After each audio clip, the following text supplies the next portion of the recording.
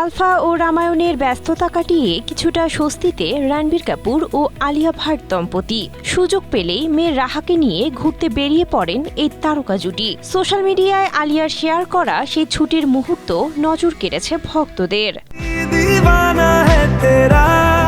সোমবার নিজের ইনস্টা অ্যাকাউন্টে বেশ কয়েকটি ছবি শেয়ার করেছেন আলিয়া। সেখানে দেখা যায় মেয়ে রাহা ও রণবীরকে নিয়ে সমুদ্র সৈকত উপভোগ করছেন এই তারকা। এছাড়া অন্য আরেকটি ছবিতে দেখা যায় বিছানায় মেয়েকে জড়িয়ে ঘুমিয়ে আছেন অভিনেত্রী। স্ট্রবেরি সুপার ডটেড ও ক্লাসিক ভ্যারিয়েন্ট সেন্সেশন জাগুক শিহরণ।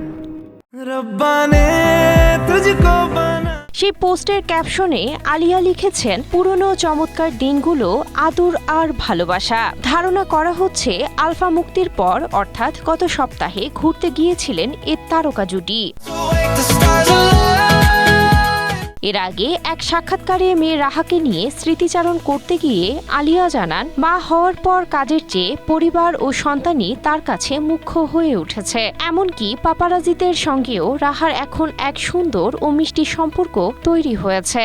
I'm like, oh my God, do you remember that shoot? He's like, I will never forget. বর্তমানে Sanjay Leela বানসালির love and war cinema নিয়ে ব্যস্ত সময় পার করছেন আলিয়া ভাট। সিনেমায় তার বিপরীতে গুরুত্বপূর্ণ চরিত্রে দেখা যাবে রণবীর কাপুর ও ভিকি কৌশলকে।